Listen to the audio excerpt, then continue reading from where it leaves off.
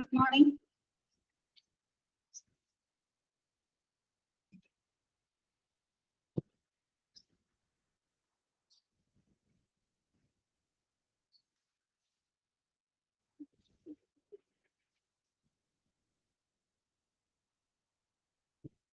Okay, so Varnika. Okay, Nimisha. Good morning. Okay, Shamsina.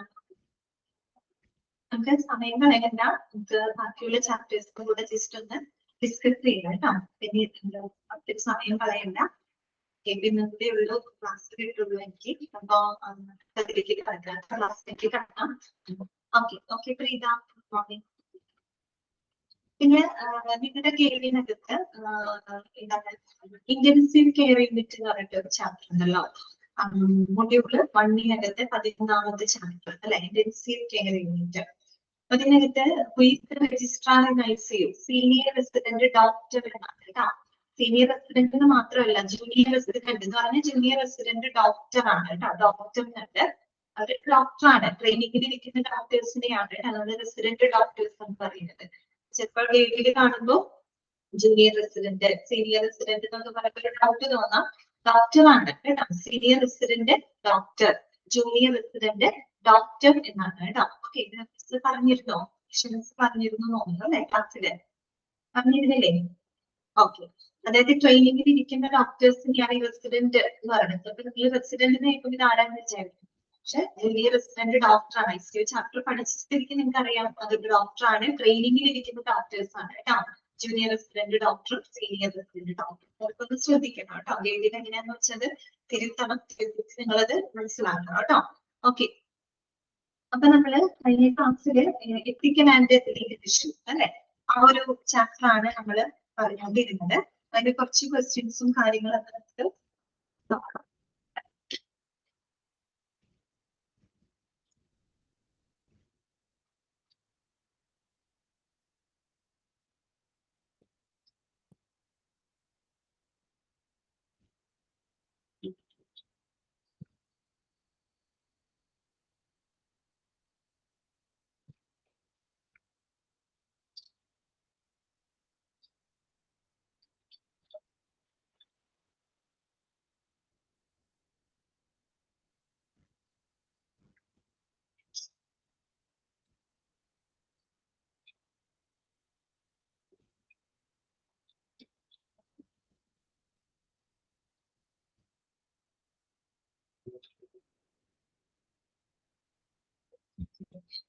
അപ്പൊ എത്തിക്കൽ and legal ഇഷ്യൂസില് നമ്മളറിയാം ഓരോ ആക്ടുകളുടെ വർഷങ്ങളൊക്കെ വളരെ important ആണ് കേട്ടോ. ഓരോ ആക്ടുകളുടെ വർഷങ്ങൾ നമ്മൾ പഠിച്ചിരിക്കണം.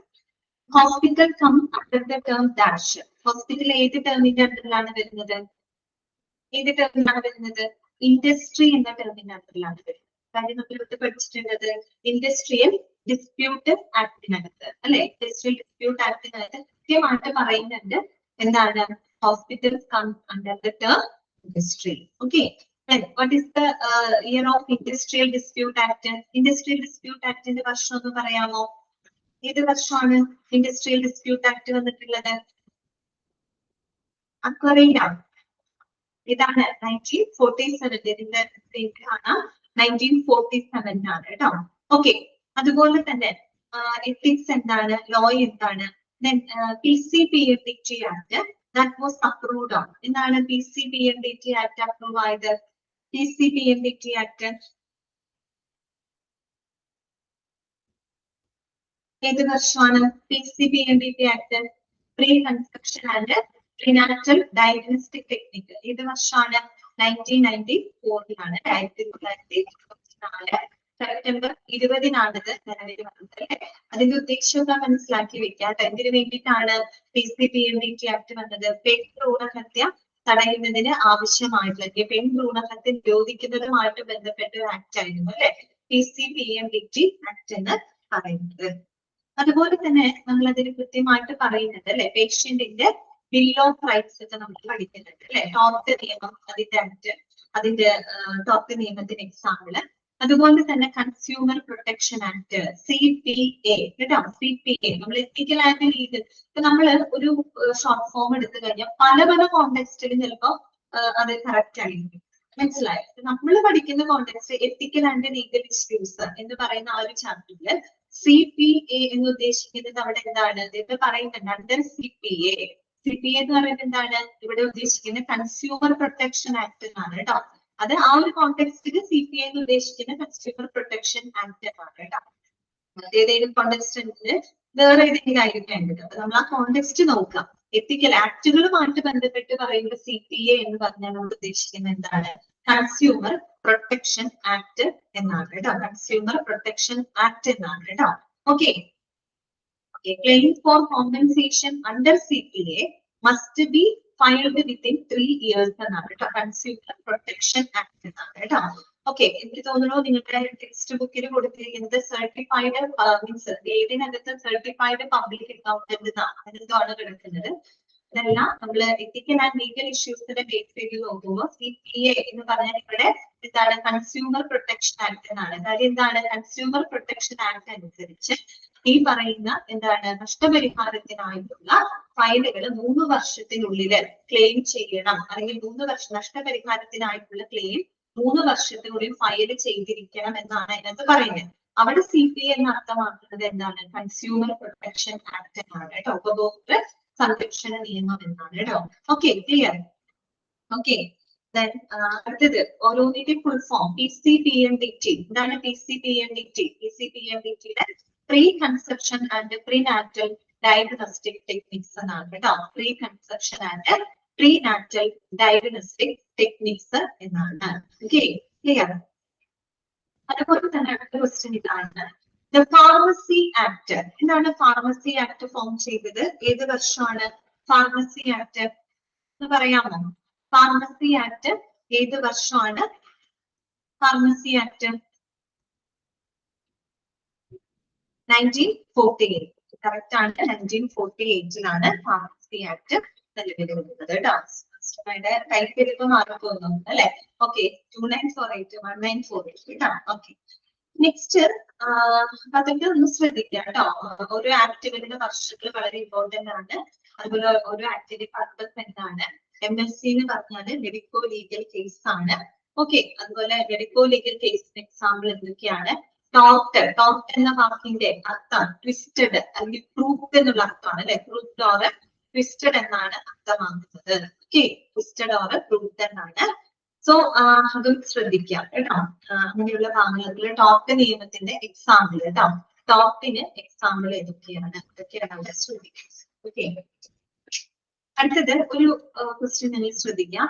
Which among the following is an example for medico legal cases? കേട്ടോ, താഴെ തന്നിരിക്കുന്നതിന്റെ മെഡിക്കോ ലീഗൽ കേസിന് എക്സാമ്പിൾ എന്ന് പറയാമോ ചോദിച്ചിരിക്കുന്നത് കേട്ടോ.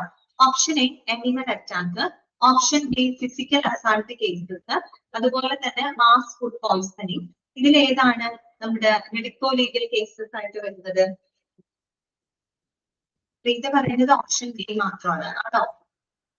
മെഡിക്കോ ലീഗൽ കേസസിൽ വരുന്നത് ഏതൊക്കെയാണ്? അപ്പോൾ ഇതെല്ലാം മെഡിക്കോ ലീഗൽ കേസസ് ആണ് അല്ലെ? ഓടാണ് ആൻസർ കേട്ടോ. അപ്പൊ ഓക്കെ, നിങ്ങൾ വായിക്കണം, വായിച്ച് മനസ്സിലാക്കി വെക്കണം കേട്ടോ. മെഡിക്കോ ലീഗൽ കേസിൽ ഈ പറയുന്ന എല്ലാം വരുന്നുണ്ട്. Animal attack, snake bite, mass food poisoning, physical assault cases. ഇതെല്ലാം തന്നെ എന്താണ്? മെഡിക്കോ ലീഗൽ കേസാണ്. നിങ്ങൾ എന്താണ് MSc എന്നതുകൊണ്ട് അർത്ഥമാക്കുന്നത് എന്താണ്? അതായത് നിയമപരമായിട്ടുള്ള അന്വേഷണം ആവശ്യമായിട്ടുള്ള കേസസ്. അതായത് ഈ പറയുന്ന കോടതി, പോലീസ്, കോടതി എന്നിവരുടെയൊക്കെ നിയമപരമായിട്ടുള്ള അന്വേഷണം ആവശ്യമായിട്ട് വരുന്ന കേസുകൾ. അതിനെയാണ് നമ്മൾ എന്ത് പറയുന്നത്? മെഡിക്കോ ലീഗൽ കേസസ് എന്നതുകൊണ്ട് ഉദ്ദേശിക്കുന്നത്. ക്ലിയർ ആയോ?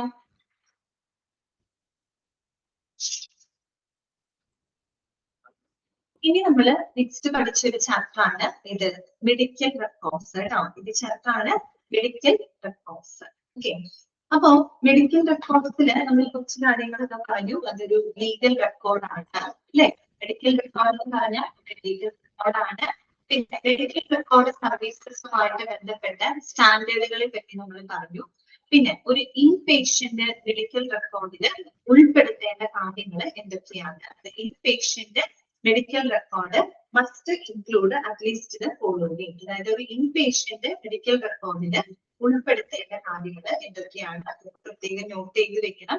അതുപോലെ തന്നെ ഡിസ്ചാർജ് സമ്മറി അല്ലെ, എന്താണ് ഒരു ഡിസ്ചാർജ് സമ്മറി എന്തൊക്കെ കാര്യങ്ങളാണ് നമ്മൾ രേഖപ്പെടുത്തുന്നത്. ഡിസ്ചാർജ് സമ്മറി എന്ന് പറഞ്ഞാൽ എന്താണ്, ടെർമിനേഷൻ സമയത്ത് നമ്മൾ എഴുതുന്നതാണ് ഡിസ്ചാർജ് സമ്മറി അല്ലെ. ഇതിനകത്ത് എന്തെല്ലാം കാര്യങ്ങൾ നമ്മൾ ഉൾപ്പെടുത്തുന്നുണ്ട്, റീസൺ ഫോർ ഹോസ്പിറ്റലൈസേഷൻ, അതുപോലെ important findings, procedures and treatments, condition of patient on discharge, അതുപോലെ specific instructions that is given to patient and family. ഇങ്ങനെയുള്ള കാര്യങ്ങളൊക്കെയാണ് നമ്മൾ ഒരു ഡിസ്ചാർജ് സമ്മതിക്കകത്ത് ഉൾപ്പെടുത്തുന്നത്. ഓക്കെ, ഇതൊക്കെ ഇമ്പോർട്ടന്റ് ആയിട്ടുള്ള കാര്യങ്ങളാണ്, പോയിന്റുകളാണ്, വായിക്കുന്നതും പഠിക്കുന്നതും ശ്രദ്ധിക്കുക കേട്ടോ. പിന്നെ നമ്മൾ പറഞ്ഞത് മെഡിക്കൽ റെക്കോർഡ് പോളിസികളാണ് അല്ലെ. അപ്പൊ നമ്മൾ പറഞ്ഞു രജിസ്ട്രേഷൻ സിസ്റ്റത്തിനെ പറ്റി പറഞ്ഞു. എപ്പോഴും ഒരു 24 മണിക്കൂർ സേവനം നൽകുന്ന ഒരു രജിസ്ട്രേഷൻ സംവിധാനം എവിടെ ഉണ്ടാകണം, ഹോസ്പിറ്റലില് ഉണ്ടായിരിക്കണം. പിന്നെ സാധാരണ നമ്മള് മെഡിക്കൽ റെക്കോർഡ് നമ്പറിംഗ് സിസ്റ്റത്തിന് എത്ര ഡിജിറ്റ് നമ്പറാണ് ഉപയോഗിക്കാം, 6 ഡിജിറ്റ് നമ്പറാണ് നമുക്ക് ഉപയോഗിക്കാം. ഓക്കെ, ഇനിയിപ്പോ ഹോസ്പിറ്റലിലൊക്കെ പോകുന്ന സമയത്ത് നിങ്ങളുടെ മെഡിക്കൽ റെക്കോർഡ് നമ്പർ നോക്കിയാൽ അറിയാൻ പറ്റും, 6 അക്കമായിരിക്കും അതിനകത്ത് ഉണ്ടാവുക, 6 ഡിജിറ്റ് നമ്പേഴ്സ് ആയിരിക്കും അവിടെ ഉപയോഗിക്കുന്നുണ്ടാവുക. അതുപോലെ എന്താണ് patient master index. Patient master index എന്ന് പറഞ്ഞാൽ എന്താണ്, it is important identification information for each new patient registered in the central registration area and filed in the alphabetical order in the manual system and electronically through computer. Okay, അതായത് നമ്മൾ ഒരു പേഴ്സന്റെ, ഒരു വ്യക്തിയുടെ ഏറ്റവും basic ആയിട്ടുള്ള ഡാറ്റകള് ഉൾപ്പെടുത്തിക്കൊണ്ട് തയ്യാറാക്കുന്നതാണ് ഇത് patient master index അഥവാ PMI എന്ന് പറയുന്നത്, പേഷ്യന്റ് മാസ്റ്റർ ഇൻഡെക്സ്. അതുപോലെ തന്നെ അപ്പോയിന്റ്മെന്റ് സിസ്റ്റം ഒക്കെ വായിക്കുമ്പോൾ നിങ്ങൾ ശ്രദ്ധിക്കണം, നമ്മൾ എല്ലാ ഒരു ഹോസ്പിറ്റലിലും അപ്പോയിന്റ്മെന്റ് സംവിധാനം ഉപയോഗപ്പെടുത്തിയിരിക്കണം 2 സാഹചര്യങ്ങളിലൊഴികെ. ഏതൊക്കെയാണ്, all patients must notice the appointment system accept. 2 സാഹചര്യങ്ങളിലൊഴികെ ലേബർ ആൻഡ് എമർജൻസി കേസ്. അതൊക്കെയാണ് ലേബർ ആൻഡ് എമർജൻസി കേസുകളൊഴികെ ബാക്കി എല്ലായിടത്തും നമ്മൾ ഈ അപ്പോയിന്റ്മെന്റ് സംവിധാനം ഉപയോഗപ്പെടുത്തിയിരിക്കണം അല്ലെ. ലേബർ ആൻഡ് എമർജൻസി അതൊക്കെ നിങ്ങൾ വായിക്കുമ്പോൾ ശ്രദ്ധിക്കണം. ഞാൻ ഈ പറയുന്ന കാര്യങ്ങളൊക്കെ നിങ്ങൾ നോട്ട് ചെയ്ത് പോണം. ഓക്കെ, വെറുതെ കേട്ടിരുന്നാൽ പോരാ, ഇത് ശ്രദ്ധിക്കണം. അതായത് ഏതൊക്കെ ഭാഗങ്ങൾ except labour and emergency case, ഇതൊക്കെ ബാക്കി എല്ലാ സാഹചര്യങ്ങളിലും അപ്പോയിന്റ്മെന്റ് സംവിധാനം ഉപയോഗപ്പെടുത്തണം. കാരണം ലേബർ കേസ് എന്നൊക്കെ പറഞ്ഞപ്പോ എപ്പോ വേണമെങ്കിലും തരാവുന്ന കേസാണ്, അവിടെയൊന്നും നമുക്ക് അപ്പോയിന്റ്മെന്റ് എടുത്ത് ചെല്ലാൻ പറ്റിയ കാര്യങ്ങളല്ല. അതുപോലെ എമർജൻസി കേസും അങ്ങനെ തന്നെയാണ്. ഒരു ആക്സിഡന്റ് പറ്റി അല്ലെങ്കിൽ എന്തെങ്കിലും ഒരു കാർഡിയക് അറസ്റ്റ് ആയിട്ട് ഒരു രോഗിയെ കൊണ്ടുവരുമ്പോൾ നമുക്ക് അപ്പോയിന്റ്മെന്റ് എടുത്തിട്ട് കയറാൻ പറ്റില്ല. ഈ 2 സാഹചര്യങ്ങളിൽ ഒഴികെ അത് ഒഴിവാക്കി ബാക്കി എല്ലാ സാഹചര്യങ്ങളിലും അപ്പോയിന്റ്മെന്റ് സംവിധാനം അവിടെ ഉപയോഗപ്പെടുത്തിയിട്ടുണ്ട് കേട്ടോ. അങ്ങനെയുള്ള കാര്യങ്ങൾ ശ്രദ്ധിക്കുക. അതുപോലെ ഇൻവെസ്റ്റിഗേഷൻ റിപ്പോർട്ട്, നമ്മൾ ഇൻപേഷ്യന്റിന്റെ ഔട്ട് പേഷ്യന്റിന്റെ ഇൻവെസ്റ്റിഗേഷൻ റിപ്പോർട്ടുകൾ കളക്ട് ചെയ്ത് ഫയൽ ചെയ്ത് വെക്കുന്നത് 2 രീതിയിലാണ്. അത് പ്രത്യേകം അവിടെ പറയുന്നുണ്ട്. അങ്ങനെയുള്ള കാര്യങ്ങളൊക്കെ ശ്രദ്ധിക്കണം കേട്ടോ. നോക്കുക, diagnostic report of out patient accepted and stated by medical record department, MRD ഡിപ്പാർട്ട്മെന്റിലാണ്. സ്പെസിഫിക് പേഷ്യന്റ് റെക്കോർഡ്സുകളായിട്ടാണ് എന്ത് ചെയ്ത് വെക്കുന്നത്, ഫയൽ ചെയ്ത് വെക്കുന്നത്. അതുപോലെ in patient diagnostic reports should be accepted and scaled on the ward by ward clerk of. Okay, അതൊക്കെ ഒന്ന് ശ്രദ്ധിക്കുക കേട്ടോ. പിന്നെ നമ്മള് അവിടെ പ്രത്യേകമായിട്ട് നോക്കിയിട്ടുള്ള കാര്യങ്ങളാണ്, അതായത് ഹെൽത്ത് സെന്ററിൽ ഒരു റെഫറൽ ലെറ്ററോട് കൂടിയിട്ടാണ് നമ്മൾ എന്ത് ചെയ്യുന്നത്, പേഷ്യൻസിനെ ഹോസ്പിറ്റലിലോട്ട് നമ്മൾ റെഫർ ചെയ്യുന്നത്. അതുപോലെ തന്നെ റെഫറൽ ലെറ്റർ എടുക്കുമ്പോൾ 3 കോപ്പീസ് ആണ് ജനറേറ്റ് ചെയ്യുന്നത്. അതിലെ ഓരോ കോപ്പികൾ എവിടെയൊക്കെ എങ്ങനെയൊക്കെയാണ് സൂക്ഷിക്കുന്നത് അതൊക്കെ നിങ്ങൾ ശ്രദ്ധിക്കണം. നമ്മുടെ ക്ലാസ്സിൽ പറഞ്ഞ കാര്യങ്ങളാണ്, വീണ്ടും റിപ്പീറ്റ് ചെയ്യുന്നില്ല. അതുപോലെ തന്നെയാണ് ആക്സിഡന്റ് ആൻഡ് എമർജൻസി ഫയൽസ്. അവിടെ 3 ആക്സിഡന്റ് എമർജൻസി ഫോംസുകളാണ് നമ്മൾ ക്രിയേറ്റ് ചെയ്യുന്നത്. ഫസ്റ്റ് കോപ്പി നമ്മൾ കാഷ്വാലിറ്റി ഡിപ്പാർട്ട്മെന്റിലായിരിക്കും.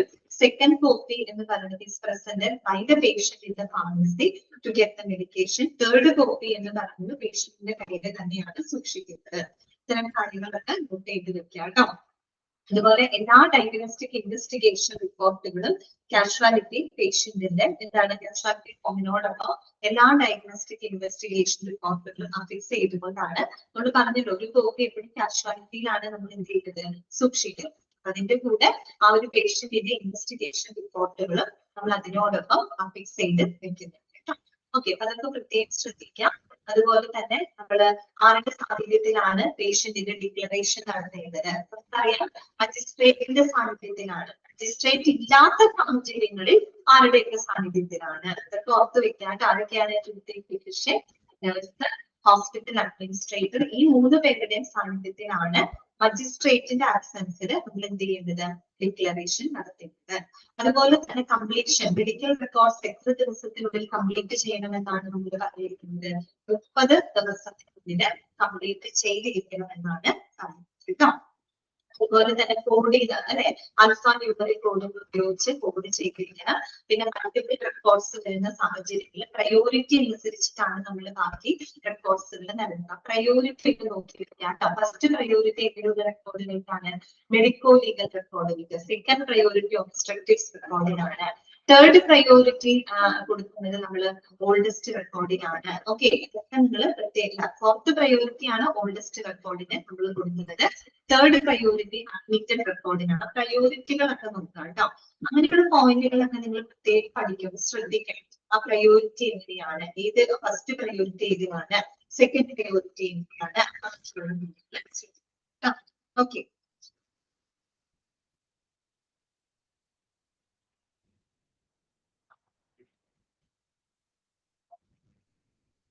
അതുപോലെ തന്നെ മെഡിക്കൽ റെക്കോർഡിന് കണ്ടന്റുകൾ നമ്മൾ പറഞ്ഞു. കണ്ടന്റുകൾ പ്രധാനമായിട്ടും 2 കാറ്റഗറി ആയിട്ട് തിരിച്ചിട്ടാണ് നമ്മൾ പറഞ്ഞത്. ഒന്ന് ഡാറ്റ റിലേറ്റഡ് വിത്ത് അഡ്മിനിസ്ട്രേഷൻ, അഡ്മിനിസ്ട്രേഷനുമായിട്ട് ബന്ധപ്പെട്ട ഡാറ്റകൾ. അതുപോലെ തന്നെ എന്താണ് ക്ലിനിക്കൽ ഡാറ്റകൾ. അങ്ങനെ 2 കാറ്റഗറി ആയിട്ടാണ് നമ്മൾ അതിനെ തിരിച്ചിരിക്കുന്നത് കേട്ടോ. അപ്പൊ അവിടെ ഓരോ പ്രത്യേകിച്ച് ക്ലിനിക്കൽ ഡാറ്റകൾ വളരെ ഇമ്പോർട്ടന്റ് ആണ് കേട്ടോ. അതിനകത്ത് എന്താണ് admission discharge record, medical history എന്നാൽ എന്താണ്? It's the data physician uses to establish a preliminary professional diagnosis. കേട്ടോ, ഒരു പ്രാഥമിക താൽക്കാലിക രോഗനിർണയം നടത്തുന്നതിന് വേണ്ടി നമ്മൾ ഉപയോഗിക്കുന്നതാണ് മെഡിക്കൽ ഹിസ്റ്ററി എന്ന് പറയുന്നത്.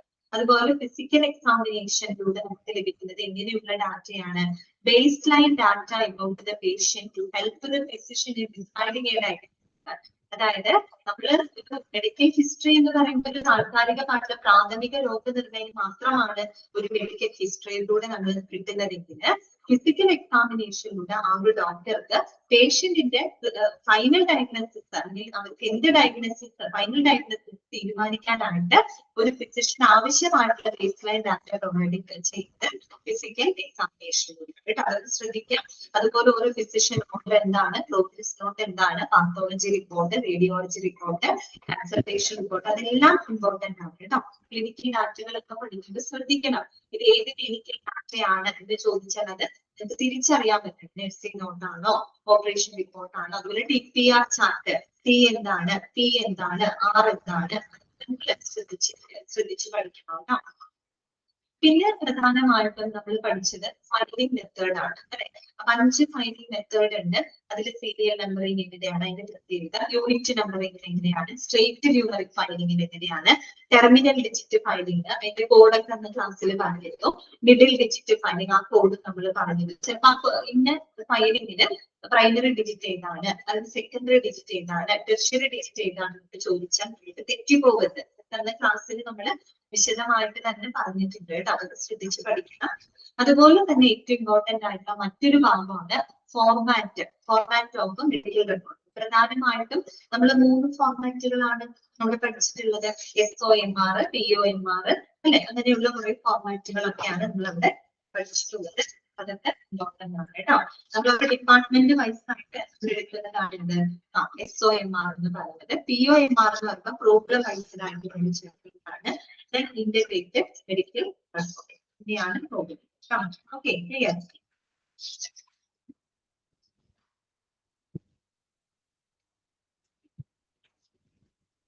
അപ്പൊ കുറച്ച് ക്വസ്റ്റ്യൻസുകൾ നമുക്ക് പരിചയപ്പെടാം. What is the primary purpose of a medical record?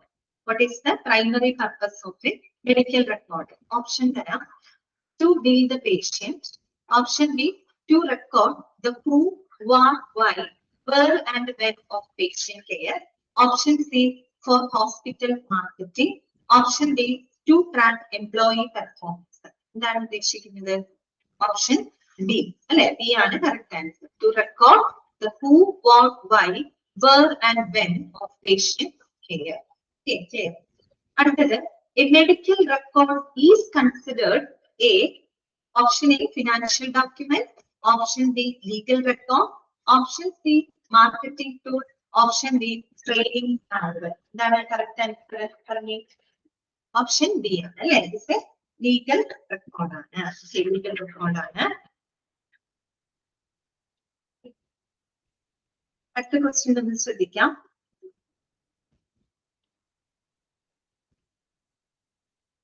The writing of progress note in POMR format is called dash.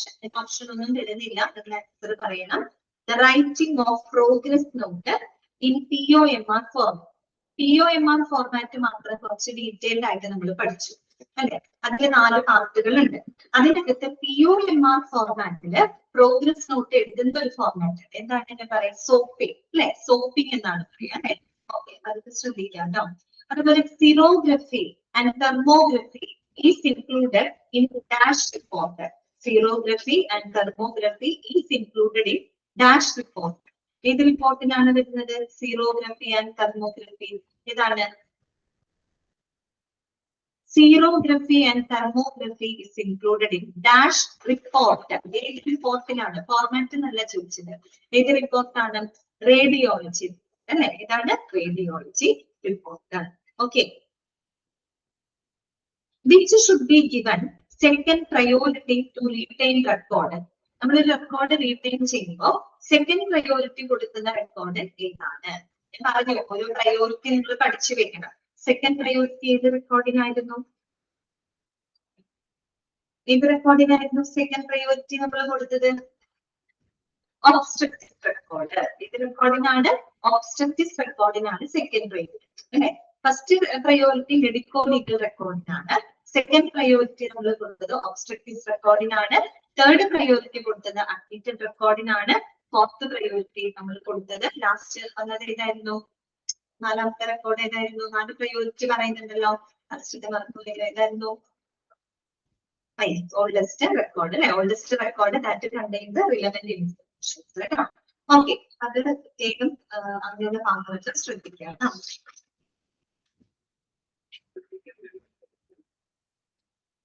In PPR, R stands for. R എന്താണ് represent ചെയ്യുന്നത്? In PPR chart, R stands for. R എന്തിനാണ് represent ചെയ്യുന്നത്?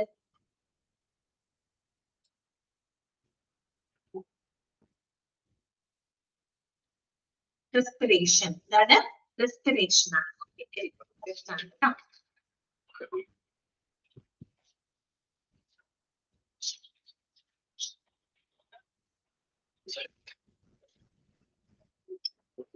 Who is an exception to the appointment system in a referral hospital?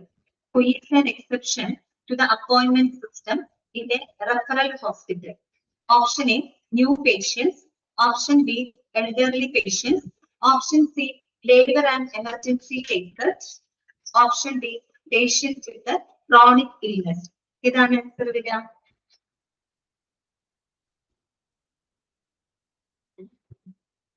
Option C. അത് correct ആണ്. Labour and emergency case. അടുത്തത്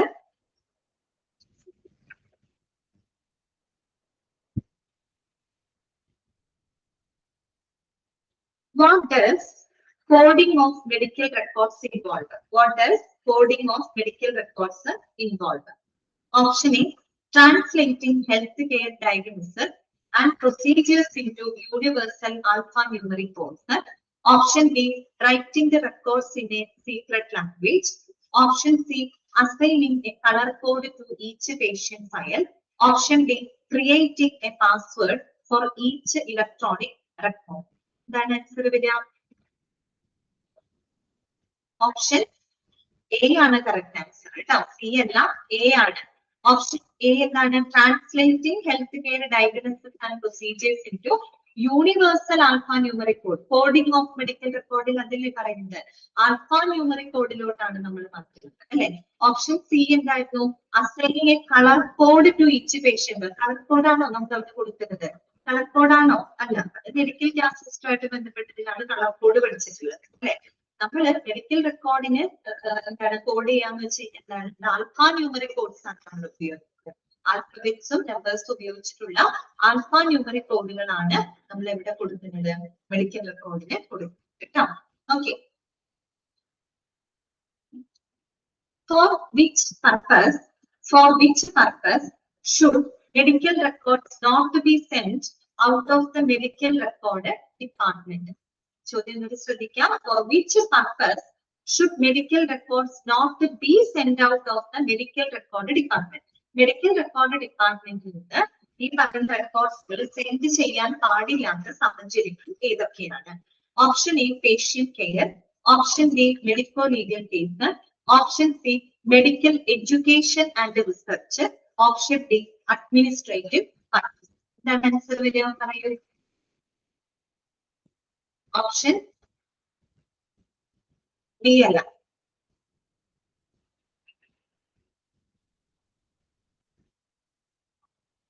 okay, Nayana പറഞ്ഞ correct answer option C ആണ് കേട്ടോ.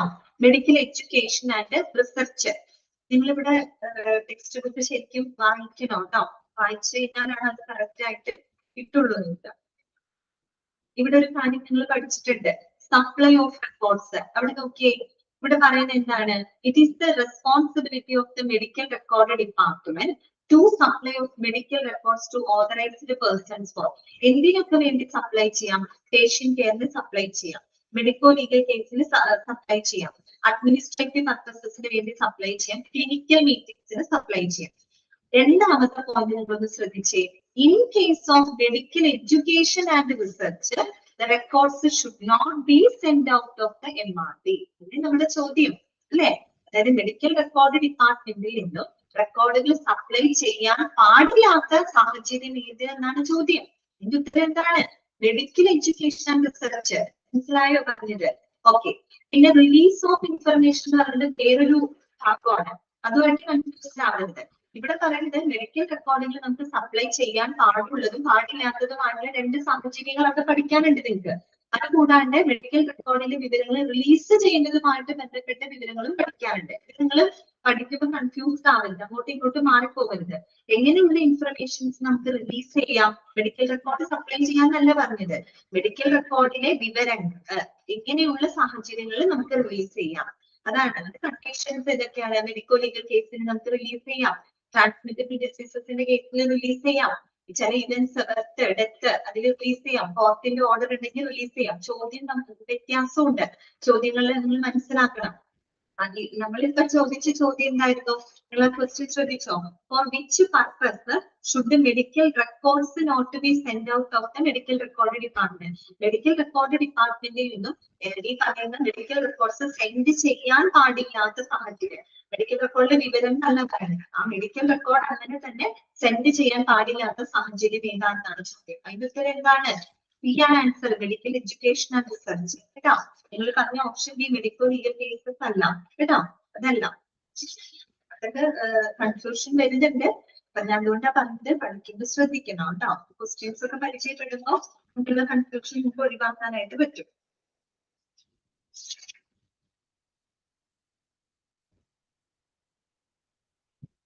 അടുത്ത question ശ്രദ്ധിക്കാം.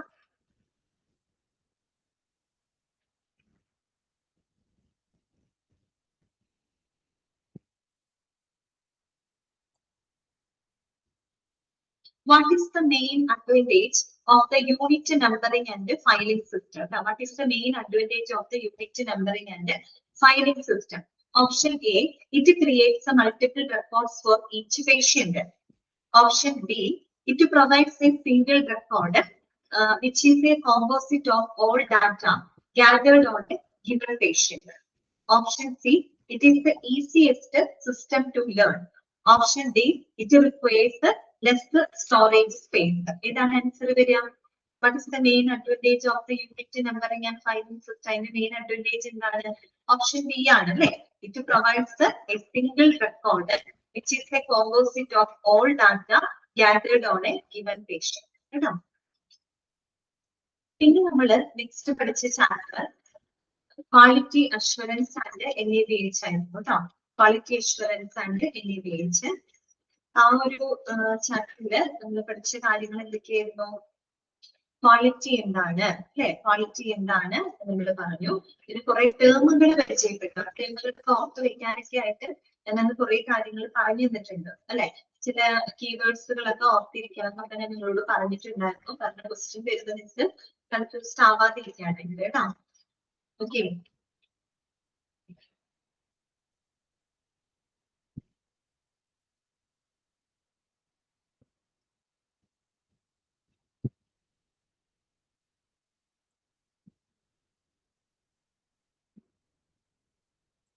Quality assurance and NABH.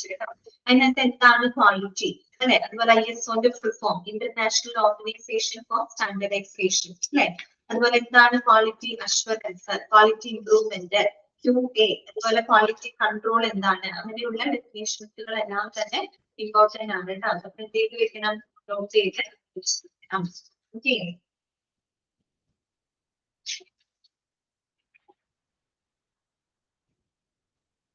അതുപോലെ TQM എന്താണ്? TQM എന്താണ്? ടോട്ടൽ ക്വാളിറ്റി മാനേജ്മെന്റ് എന്നാണ്. TQM എന്താണ്? ടോട്ടൽ ക്വാളിറ്റി മാനേജ്മെന്റ് എന്നാണ്. അതുപോലെ തന്നെ നമ്മൾ ഈ പറയുന്ന അക്രഡിറ്റേഷൻ എന്ന് പറഞ്ഞാൽ എന്താണ്? Okay, quality certification. അവിടെ ആ കീവേഡ്സ് ഒക്കെ ഓർത്ത് വെച്ചാൽ മതി കേട്ടോ. ക്വാളിറ്റി അഷ്വറൻസ് എന്ന് പറഞ്ഞാൽ എന്താണ്? Quality management centred on providing confidence കേട്ടോ. ഇതാണ് ക്വാളിറ്റി അഷ്വറൻസ്. ഇംപ്രൂവ്മെന്റ് എന്ന് പറയുമ്പോൾ തുടർച്ചയായ ഒരു പ്രോസസ് ആണ് എന്നൊക്കെ ഞാൻ പറഞ്ഞിരുന്നു. Ongoing response. ഓൺഗോയിങ് എന്ന വാക്കിന്റെ അർത്ഥം എന്താണ്? കണ്ടിന്യൂസ് എന്നാണ് കേട്ടോ. ഓക്കെ, അപ്പൊ അങ്ങനെയുള്ള കാര്യങ്ങൾ ശ്രദ്ധിക്കാം. അതുപോലെ തന്നെ ഒരു ക്വാളിറ്റി മാനേജറുടെ റെസ്പോൺസിബിലിറ്റീസ് എന്തൊക്കെയാണ്? എന്തൊക്കെ റെസ്പോൺസിബിലിറ്റി ആണ് ഒരു ക്വാളിറ്റി മാനേജർക്ക് ഉള്ളത്? ആ സെയിം റെസ്പോൺസിബിലിറ്റി തന്നെയാണ് നിങ്ങൾ ക്വാളിറ്റി മാനേജ്മെന്റ് എന്ന് പറയുന്ന ചാപ്റ്ററിനകത്ത് പഠിക്കുന്നത്. അതുപോലെ തന്നെ അക്രഡിറ്റേഷൻ, അല്ലെ? അക്രഡിറ്റേഷൻ എന്ന് പറഞ്ഞാൽ എന്താണ്? It is refers to public recognition. പിന്നെ അക്രഡിറ്റേഷൻ കൊണ്ടുള്ള ബെനിഫിറ്റ്സുകൾ എന്തൊക്കെയാണ് കേട്ടോ? എന്തൊക്കെ ബെനിഫിറ്റ്സുകളാണ് നമ്മൾ പ്രത്യേകം കാറ്റഗറൈസ് ചെയ്ത് പഠിക്കുന്നുണ്ട്, അല്ലെ?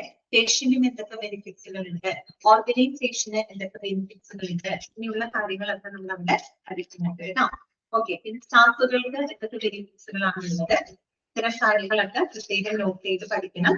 പിന്നെ നമ്മൾ പറഞ്ഞത് കീ പെർഫോമൻസ് ഇൻഡിക്കേറ്റേഴ്സ് ആണ് കേട്ടോ. കീ പെർഫോമൻസ് ഇൻഡിക്കേറ്റേഴ്സ് എന്താണ്? കീ പെർഫോമൻസ് ഇൻഡിക്കേറ്റേഴ്സ് അതൊക്കെ നോട്ട് ചെയ്ത് വെക്കണം. 32 കീ പെർഫോമൻസ് ഇൻഡിക്കേറ്റേഴ്സ് നമുക്ക് പഠിക്കാനുണ്ട്.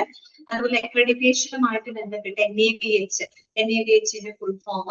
NABH 2 കാറ്റഗറി ആയിട്ട് തിരിച്ചിട്ടുണ്ട്. ഹോസ്പിറ്റലുകളെ 50 ബെഡുകളിൽ കുറവുള്ളതിനെ SHCO കാറ്റഗറിയിലും 50 ബെഡുകളിൽ കൂടുതലുള്ള ഹോസ്പിറ്റലുകളെ ഹെൽത്ത് കെയർ ഓർഗനൈസേഷനിലും ആണ് പെടുത്തിയിരിക്കുന്നത്. അതുപോലെ NABH ഗൈഡ് ബുക്കിനകത്ത് എത്ര ചാപ്റ്ററുകള്, എത്ര സ്റ്റാൻഡേർഡുകള്, എത്ര ഒബ്ജക്റ്റീവ് ഇലമെന്റ്സ് അതൊക്കെ നോട്ട് ചെയ്ത് വെക്കുന്നു കേട്ടോ. 10 ചാപ്റ്റർ, 100 സ്റ്റാൻഡേർഡ്, 651 ഒബ്ജക്റ്റീവ് ഇലമെന്റ്സ്. അതിൽ തന്നെ 651 ഒബ്ജക്റ്റീവ് ഇലമെന്റ്സിനെ നമ്മൾ 4 കാറ്റഗറി ആയിട്ട് തിരിച്ചിട്ടുണ്ട്.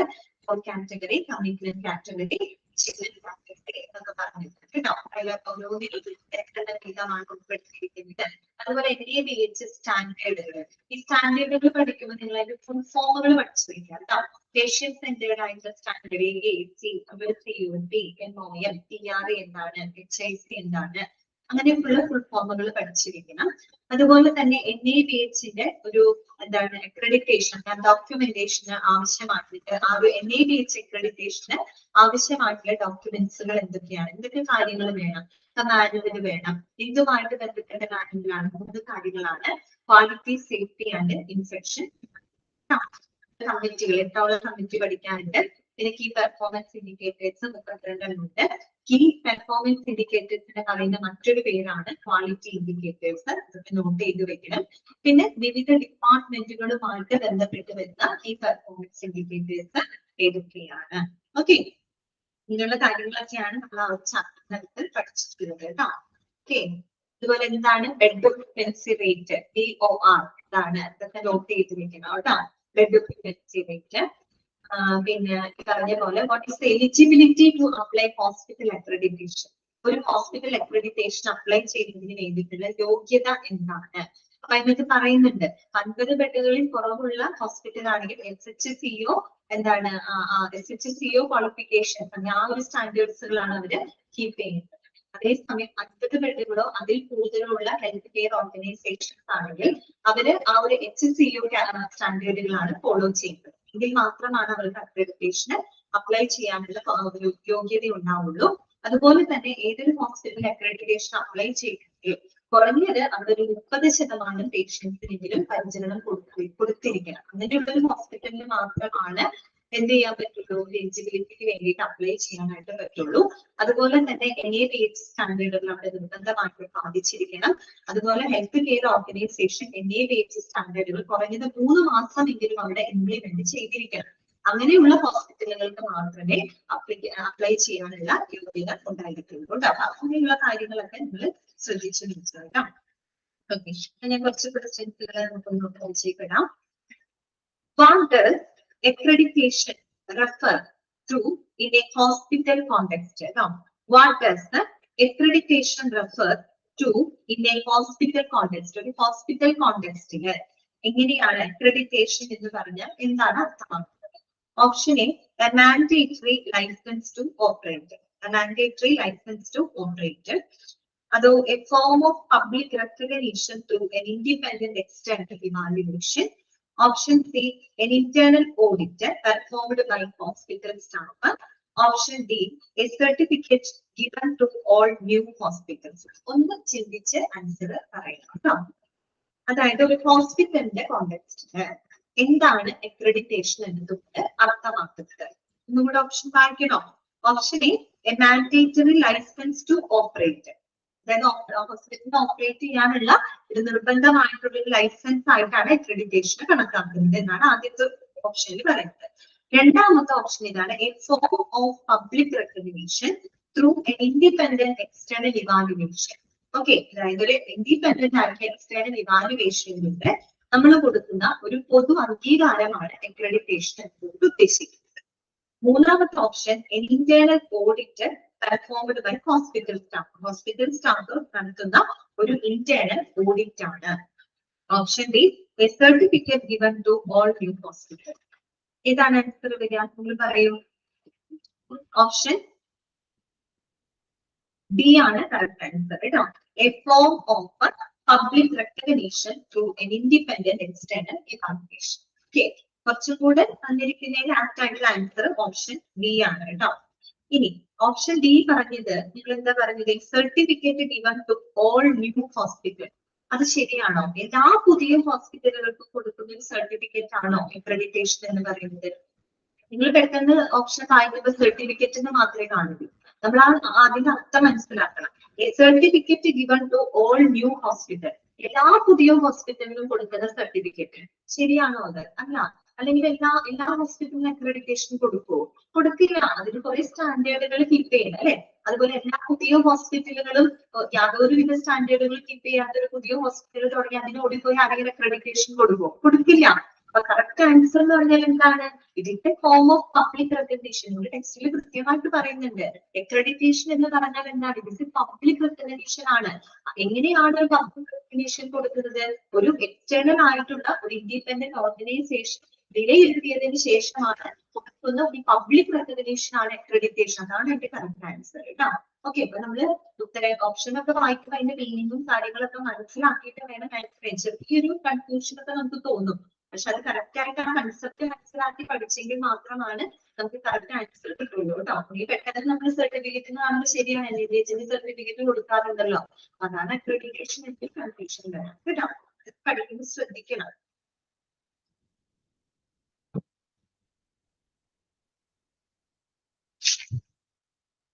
അടുത്ത ക്വസ്റ്റ്യൻ ശ്രദ്ധിക്കാം.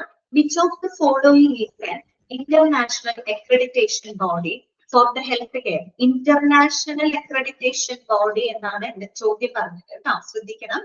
Option A NABH, option B NABL, option C JCA, that means joint commission international, option D QCI. എന്താണ് ആൻസർ വരിക? എന്താണ് ആൻസർ വരിക? What is the international accreditation body for healthcare? International accreditation body ഏതാണ് ഇതിനകത്ത്? NABH ആണോ, NABL ആണോ, JCI ആണോ, QCI ആണോ? ഇതാണ് ആൻസർ വരിക. എനിവൺ ആരെങ്കിലും ഒരു ആൻസർ ഇല്ല? ഇതായിരിക്കും.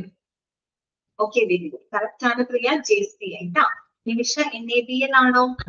നാഷണൽ ആണ്. നാഷണൽ എന്ന് പറയുമ്പോൾ ഇന്ത്യക്ക് അകത്തുള്ള കാര്യമാണ് അല്ലെ, ഇന്ത്യനെ മാത്രം ബാധിക്കുന്നതാണ്. NABH, NABL പേര് തന്നെ നാഷണൽ അക്രഡിറ്റേഷൻ അല്ലേ, അത് നമ്മുടെ ഇന്ത്യക്ക് അകത്തുള്ളതാണ്. നമ്മുടെ ചോദ്യം ഇന്റർനാഷണൽ ആണ്, ഗ്ലോബലി ഉള്ളത്. ഗ്ലോബലി ഉള്ളത് ഏതാണ് accreditation body? JCI. Okay,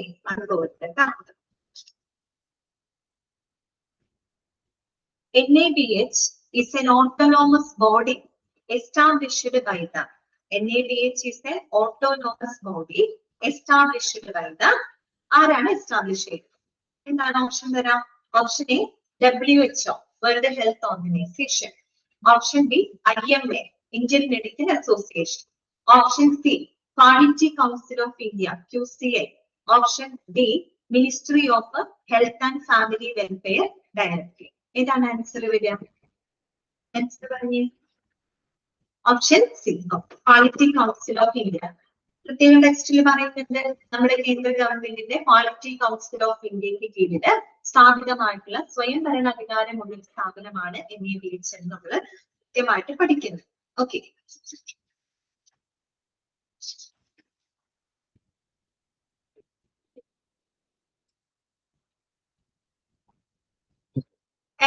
incidence of needle stick injury, അതൊരു കീ പെർഫോമൻസ് ഇൻഡിക്കേറ്റർ നമ്മൾ പഠിച്ചതാണ്. Incidence of needle stick injuries. It is a quality indicator related to, it is a quality indicator related to, അതായത് നമ്മൾ last key performance indicators പഠിച്ചിട്ട് ഓരോ ഡിപ്പാർട്ട്മെന്റുകളുമായിട്ട് ബന്ധപ്പെട്ട് വരുന്ന key performance indicators അവിടെ പറയുന്നുണ്ട്. അപ്പൊ അതിനകത്ത് incidents of needle stick injuries എന്ന് പറയുന്ന ആ ഒരു കീ പെർഫോമൻസ് ഇൻഡിക്കേറ്റർ അഥവാ ക്വാളിറ്റി ഇൻഡിക്കേറ്റർ എന്തുമായിട്ട് റിലേറ്റഡ് ആണ്? Option A staff safety, option B patient rights, option C medication management, option D discharge process. ഏതായിരിക്കും ആൻസർ വരിക? ഏതായിരിക്കും?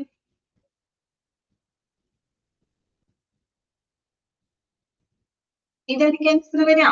Incidents of needle stick injury, ആ ഒരു ക്വാളിറ്റി ഇൻഡിക്കേറ്റർ എന്തുമായിട്ട് ബന്ധപ്പെട്ടതാണ്? സ്റ്റാഫ് സേഫ്റ്റി ആണോ, patient rights ആണോ, medication മാനേജ്മെന്റുമായിട്ട് ബന്ധപ്പെട്ടതാണോ, അതോ ഡിസ്ചാർജ് പ്രോസസ്സുമായിട്ട് ബന്ധപ്പെട്ടതാണോ? ഇതാണ് ആൻസർ. ഓപ്ഷൻ കറക്റ്റ് ആണ്. ഓപ്ഷൻ ഡി അല്ല, പേഷ്യന്റ് റൈറ്റ്സ് ആണോ വരിക?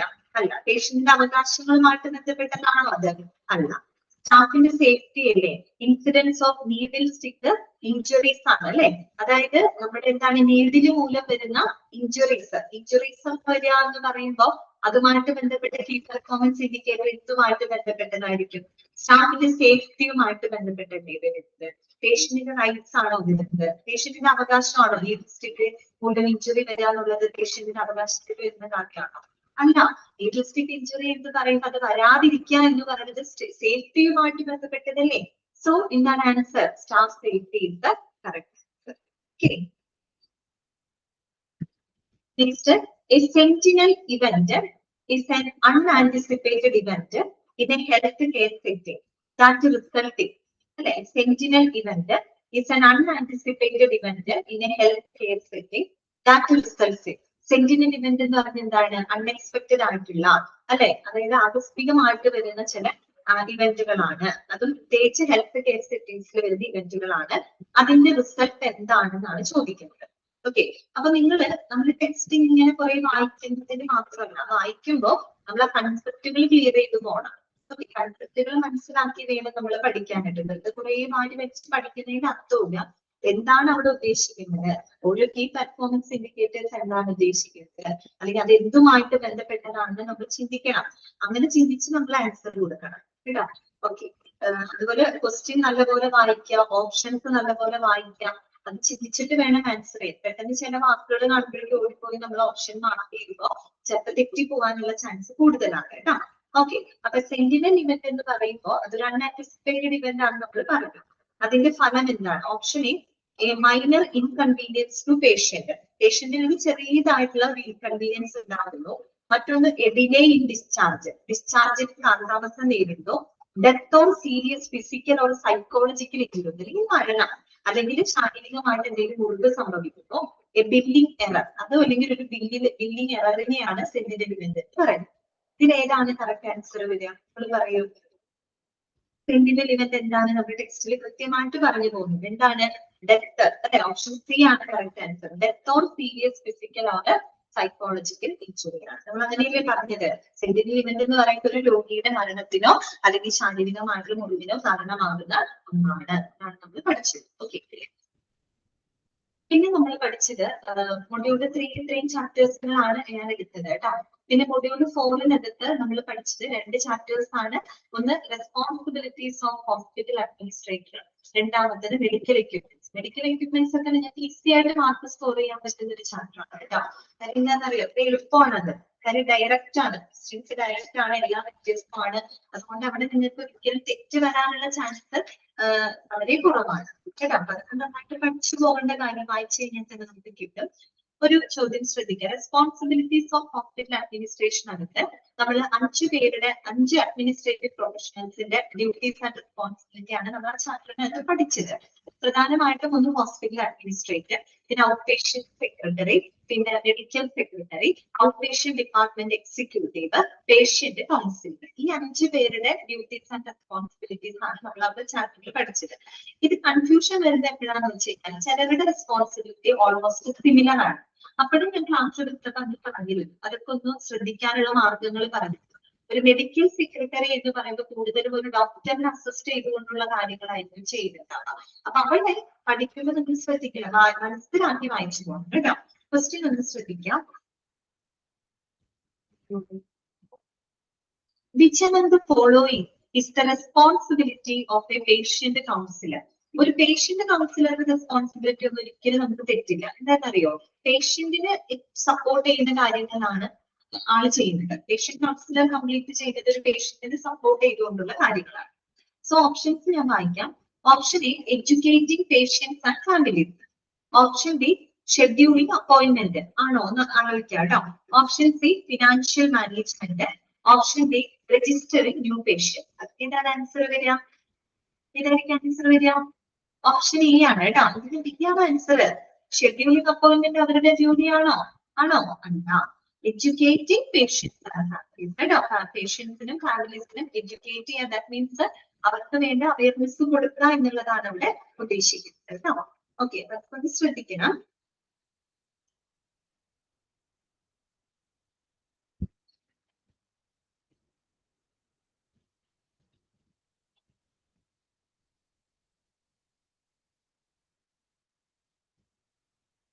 Responsibilities of hospital administrators. Responsibilities of hospital administrators may differ depending on the dash of the hospital. അത് ആ ചാപ്റ്ററിനെ ബേസ് ചെയ്തുള്ള ഒരു ചോദ്യമാണ്.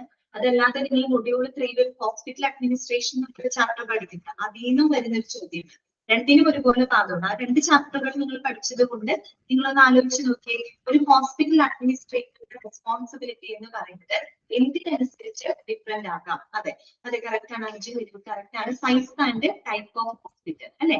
അതായത് ഓരോ ഹോസ്പിറ്റലിലും സൈസ്, അവിടുത്തെ ടൈപ്പ് ഓഫ് ഹോസ്പിറ്റലിനനുസരിച്ച് അഡ്മിനിസ്ട്രേറ്ററുടെ ജോലികൾക്ക് വ്യത്യാസം വരാം. ഓക്കെ, ആ ഒരു കാര്യം മനസ്സിലാക്കിയിരിക്കുക കേട്ടോ. പിന്നെ നമ്മൾ പഠിച്ചത് മെഡിക്കൽ എക്യുപ്മെന്റ്സ് ആണ്. മെഡിക്കൽ എക്യുപ്മെന്റ്സ് ആണ്.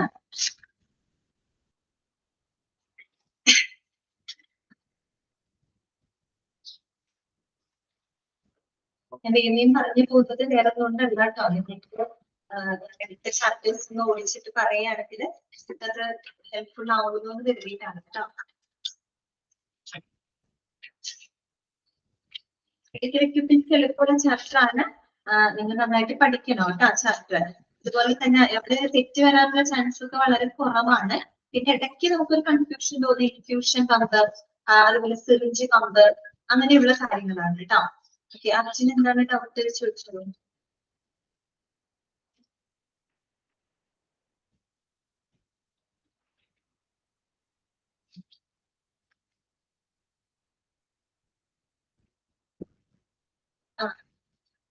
ചോദിച്ചോ അർജുൻ, ചോദിച്ചോളൂ കേട്ടോ.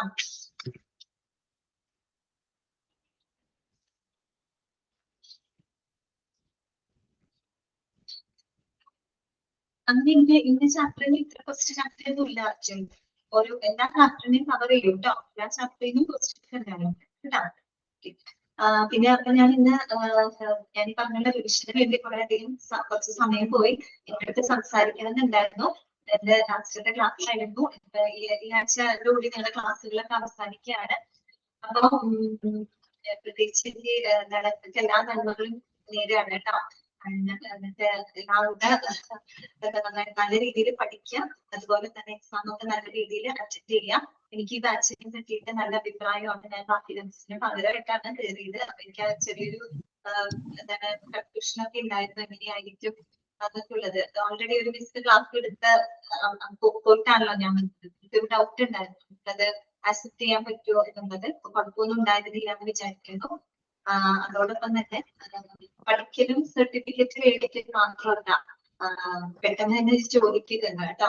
എന്റെ മാക്സിമം സ്കില്ലും കാര്യങ്ങളൊക്കെ ഉപയോഗിച്ച് നല്ലൊരു ജോലിയുടെ വരട്ടെ. എന്റെ ആവശ്യം അതാണ്. പരീക്ഷയ്ക്ക് മാർക്ക് മേടിക്കാം, അതൊക്കെ ഓക്കെ, നല്ല കാര്യമാണ്. ജീവിതത്തിൽ നമ്മൾ വിജയിക്കണമല്ലോ. അപ്പൊ അതുകൊണ്ട് നിങ്ങള് ഇത്രയും പെട്ടെന്ന് ജോലിക്ക് നോക്കണം കേട്ടോ. ജോലിക്ക് കയറുന്ന സമയത്ത് തുടക്കമൊക്കെ കുറച്ച് ബുദ്ധിമുട്ടുകളൊക്കെ ഉണ്ടാവും.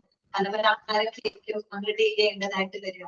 അപ്പൊ അവരൊക്കെ ആയിട്ട് സഹകരിച്ചു പോവാ. നമ്മൾ ഈ തിയറി പഠിച്ച കുറെ കാര്യങ്ങളൊക്കെ നമുക്ക് നമ്മുടെ പ്രാക്ടിക്കലായിട്ട് അപ്ലൈ ചെയ്യുന്നതായിട്ട് വരും. അപ്പൊ അതൊക്കെ ചെയ്യാം കേട്ടോ.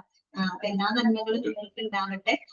പിന്നെ എനിക്ക് ഇഷ്ടമുള്ള ബാച്ചാണ് കേട്ടോ. പിന്നെ ബാച്ച് സത്യം പറഞ്ഞാൽ സംസാരിക്കാൻ ഒട്ടും സമയം കിട്ടാനില്ല. കാര്യം നമുക്ക് ചാപ്റ്റേഴ്സ് ഒക്കെ എടുത്ത് തീർക്കണം, അങ്ങനെയൊക്കെയുള്ള കാര്യങ്ങൾ ഉള്ളത് കൊണ്ടാണ് കേട്ടോ.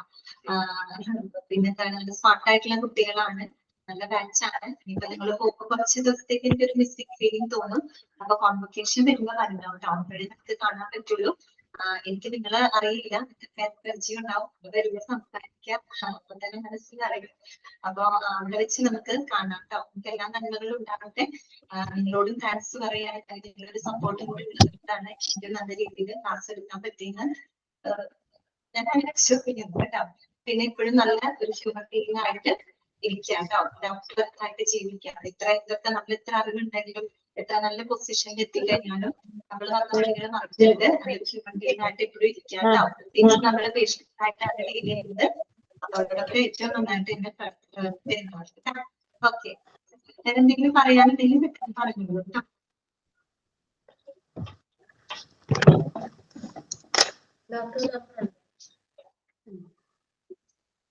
ഓക്കെ, അപ്പൊ നമുക്ക് കോൺവൊക്കേഷന് കാണാം. നിങ്ങൾ വരണം കേട്ടോ, വരാതിരിക്കരുത്. എനിക്ക് കുറെ എന്തൊക്കെയോ പറയുന്നുണ്ടായിരുന്നു, സത്യം പറഞ്ഞ സമയമില്ല, അതുകൊണ്ടാണ് കേട്ടോ. ഓക്കെ, ശരി എന്നാൽ കേട്ടോ, മറക്കരുത്, ഓക്കെ കേട്ടോ.